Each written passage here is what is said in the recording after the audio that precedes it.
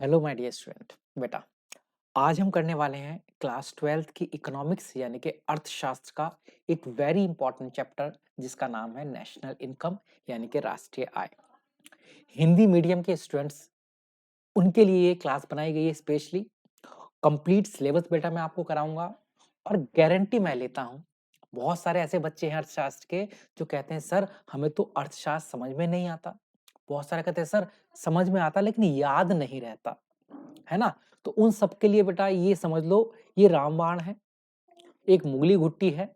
100% जितने क्वेश्चन मैं आपको कराऊंगा वो आपको यहीं समझ भी आएंगे, साथ में याद भी होंगे। और तीसरी बात, हर एक क्वेश्चन इंपॉर्टेंट है आपके एग्जाम के उद्देश्य से। एग्जाम में जो प्रश्न आने वाले हैं या जो प्रश्न आते रहे हैं उन्हीं प्रश्नों को बेटा मैं यहाँ पर शामिल करता हूँ। तो चैप्टर राष्ट्रीय आय है, नेशनल इनकम है और इसके इंपॉर्टेंट क्वेश्चन मैं आपको करा रहा हूँ बेटा। तो एक एक करके बात करते हैं। ये नेशनल इनकम का पार्ट 1 है। इसके कुछ आगे पार्ट आपको मिलेंगे, पार्ट 2, पार्ट 3, पार्ट 4, बहुत सारे पार्ट होंगे बेटा। ये लगभग 15-15 मिनट के मैं कुछ क्लास आपकी बना रहा हूँ। तो आज की क्लास में इंपॉर्टेंट क्वेश्चन स्टार्ट करते हैं। पेन कॉपी जरूर लेकर बैठना, गारंटी मेरी है याद कराने की। तो सबसे इंपॉर्टेंट क्वेश्चन जो आपके एग्जाम के अंदर बनता है वो होता है, वस्तुएं होती हैं बेटा दो प्रकार की। एक होती है अंतिम वस्तु और एक होती है मध्यवर्ती वस्तु। कई बार एग्जाम के अंदर ये प्रश्न पूछा गया है। अगर नहीं आपको यकीन है तो जल्दी से जाओ, अपना सैंपल पेपर खोलो और वहां पर अंतिम वस्तुएं और मध्यवर्ती वस्तु निकाल लेना। 100% ये पेपर में कई बार प्रश्न आ चुका है। कभी तो पूछता है अंतिम वस्तुएं क्या होती हैं, कभी पूछता है मध्यवर्ती वस्तुएं क्या होती हैं, और सबसे ज्यादा जो प्रश्न पूछा जाता है वो होता है कि अंतिम वस्तुएं और मध्यवर्ती वस्तुओं में अंतर स्थापित करें। तो जल्दी से बात करते हैं, अंतिम वस्तु क्या है और मध्यवर्ती वस्तु क्या है। इंग्लिश में बोलते हैं final goods and intermediate goods. What is intermediate goods and what is final goods. तो बात करते हैं सबसे पहले अंतिम वस्तुओं की, फिर बात करेंगे किसकी, मध्यवर्ती वस्तुओं की। देखो बेटा, एक वस्तु है, ध्यान से समझना। यहां पर मैं जो आपको कॉन्सेप्ट समझा रहा हूं ना बेटा, बहुत ही इंपॉर्टेंट है, बहुत ही इंपॉर्टेंट है। यहां पर एक वस्तु है गेहूं। आपने आज तक बहुत बार पढ़ा होगा अंतिम वस्तु मध्यवर्ती वस्तु, ऐसे नहीं पढ़ा होगा बेटा। देखो जी, गेहूं है। अब अगर मैं आपसे पूछूं कि सर गेहूं क्या होता है, तो जानते हो बहुत सारे बच्चे कहेंगे सर गेहूं तो अंतिम वस्तु है। बहुत सारे बच्चे कहेंगे सर गेहूं मध्यवर्ती वस्तु है। तो समझो बेटा, अंतिम क्या है और मध्यवर्ती वस्तु क्या है। अंतिम वस्तु वह वस्तु होती है जो उपभोक्ताओं द्वारा स्वयं के प्रयोग के लिए खरीदी जाती हैं। वे वस्तुएं जो स्वयं के उपयोग के लिए, प्रयोग के लिए खरीदी जाएं। कौन खरीदता है बेटा इन्हें, उपभोक्ता। उपभोक्ता, याद रखना। कौन सी, अंतिम वस्तु। अभी थोड़ी देर में बिल्कुल क्लियर हो जाएगा बेटा। अंतिम वस्तु क्या होती है, ऐसी वस्तु जो उपभोक्ताओं द्वारा खरीदी जाती है। कौन खरीदता है बेटा, उपभोक्ता खरीदता है। किस लिए, अपने खुद के प्रयोग के लिए। यानी कि आप जितनी वस्तु खरीदते हो ना अपने खुद के प्रयोग के लिए। आपने गेहूं खरीदा आटा बनाकर रोटी खाने के लिए, आपने चावल खरीदे खुद के लिए, ब्रेड खरीदी खुद के लिए, दूध खरीदा खुद के लिए, वो सब क्या थी, अंतिम वस्तु थी। आपने गेहूं खरीदा खुद के लिए, अंतिम वस्तु थी। अब बारी है सर ये मध्यवर्ती क्या होती है। बेटा मध्यवर्ती वस्तु का मतलब होता है वे वस्तुएं, वे वस्तुएं।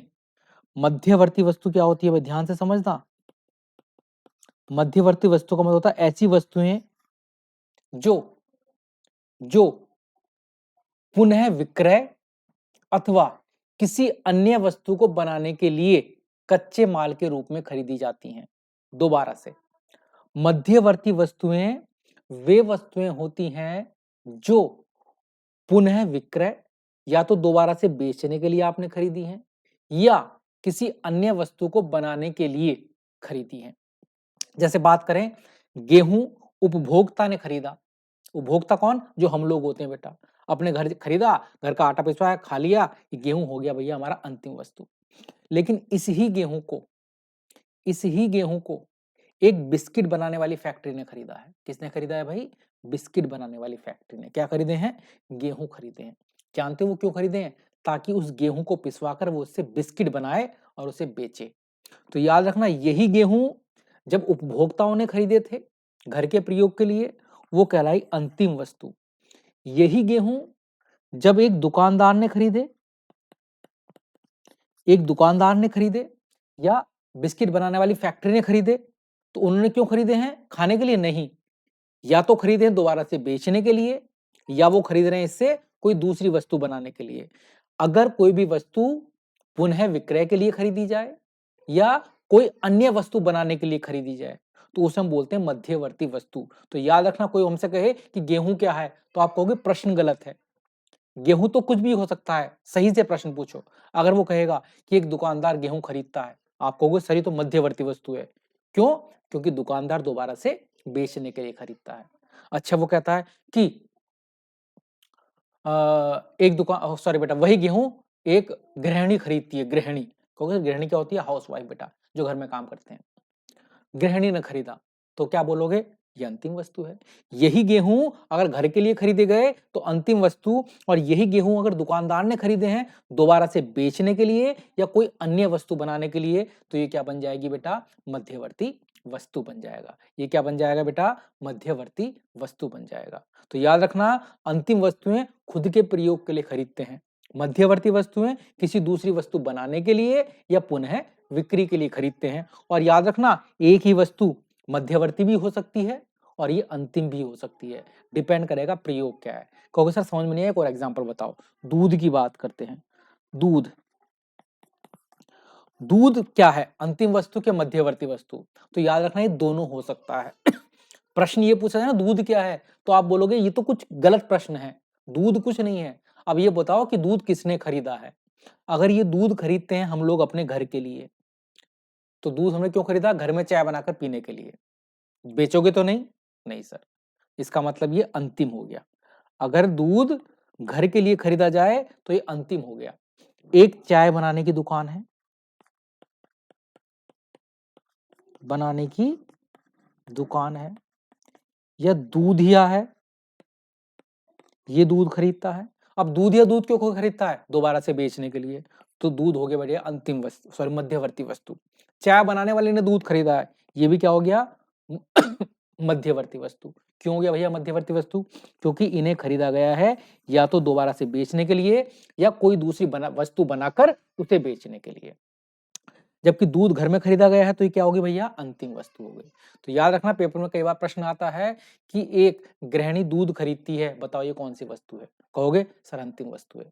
एक चाय वाला, मिठाई वाला दूध खरीदता है, वो कैसी है? मध्यवर्ती वस्तु है। वो कैसी है? मध्यवर्ती वस्तु, क्योंकि उसे खाने के लिए नहीं, उसे पुनः विक्रय करने के लिए बेचा गया है। तो मेरे हिसाब से बेटा ये कॉन्सेप्ट आपके लिए 100% क्लियर हो गया होगा कि अंतिम वस्तु क्या होती है और मध्यवर्ती वस्तु क्या होती है। अब इसके बीच बेटा हम क्या करेंगे, एक थोड़ा सा अंतर भी पढ़ेंगे, क्योंकि बड़ा इंपॉर्टेंट अंतर होता है अंतिम वस्तु और मध्यवर्ती वस्तुओं के बीच में। एक एक करके स्टार्ट करते हैं। 2 मिनट की और क्लास लूंगा बेटा, ये खत्म हो जाएगा। मध्यवर्ती वस्तुएं ऐसी वस्तुएं जिनका प्रयोग किसी अन्य वस्तु को बनाने के लिए कच्चे माल के रूप में किया जाता है। ऐसी वस्तु जिनका प्रयोग किसी दूसरी वस्तु को बनाने के लिए हम कर रहे हैं, कैसे? कच्चे माल के रूप में।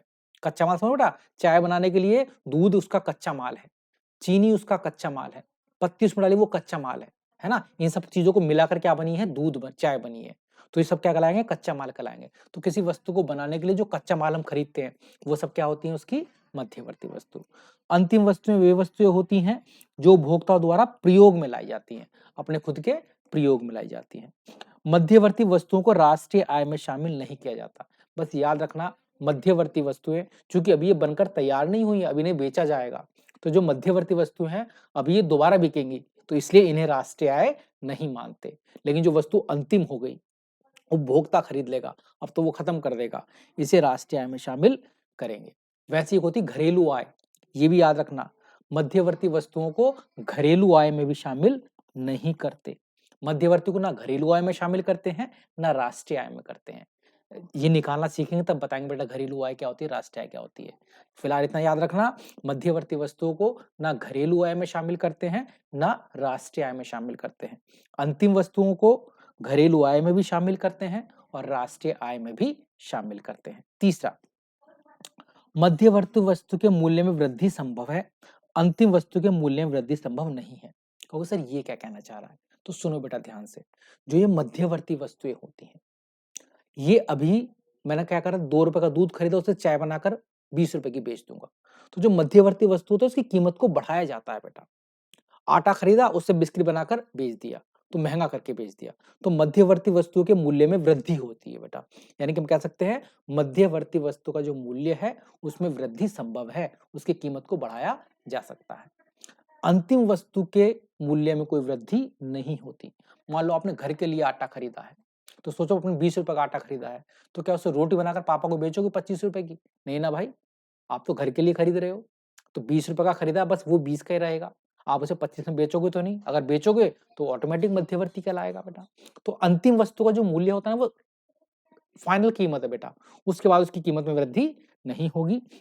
तो मध्यवर्ती वस्तु की कीमत में वृद्धि की जाती है, अंतिम वस्तुओं की कीमत में कोई वृद्धि नहीं की जाती, क्योंकि हम घर के प्रयोग के लिए खरीद रहे हैं, अब तो दोबारा उसे बेचना नहीं है, तो कीमत तो अब उसकी हमें बढ़ानी है नहीं मेरे बच्चे।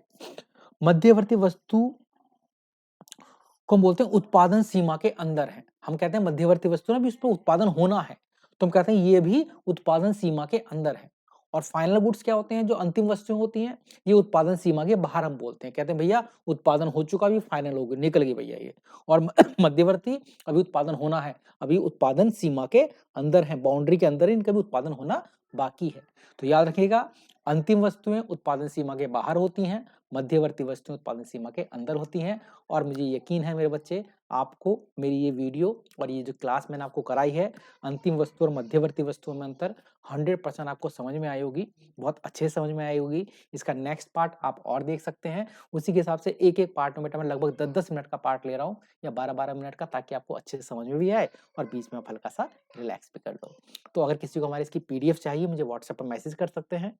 आप हमारे ग्रुप से जुड़ना चाहते हैं, हमारी क्लास लेना चाहते हैं, जो फ्री क्लास हम देते हैं बेटा, आप हमारे व्हाट्सएप पर मैसेज कर सकते हैं। और कुछ और डाउट है, आप हमें व्हाट्सएप पर मैसेज कर सकते हैं, बट बेटा कोशिश कीजिए कॉल ना करें। जय हिंद, जय भारत।